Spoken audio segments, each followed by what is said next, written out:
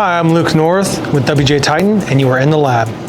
Today, we're going to be discussing the differences between traditional fixturing with Rayco or just no fixturing, as well as 3D printed fixturing. When deciding which fixturing to go with, there are a few things to take into consideration. One is how many times they're going to be checking the part that you're fixturing, who's going to be checking the part, size, weight, material of the part. If you just have one person doing a quick check on something big like an engine block, maybe you can just set it up on the CMM, run it, and you're good to go.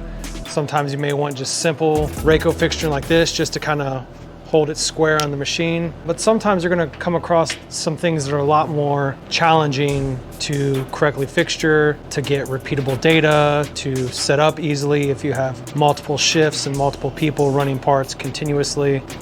That's why we like to go with 3D printed fixturing. This is going to give you a lot more repeatable data.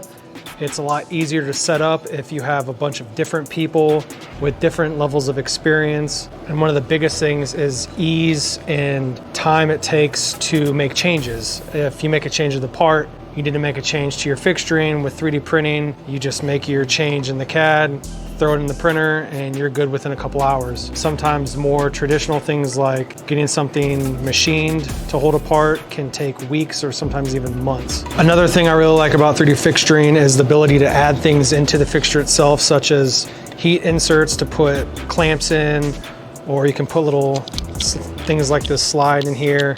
It just makes it a lot easier and a lot better data than with traditional fixturing. If you have any questions, you'd like to look at some fixturing options for your company, feel free to hit us up anytime. As always, I'm Luke North and you are in the lab. It's a cardigan, thanks for asking.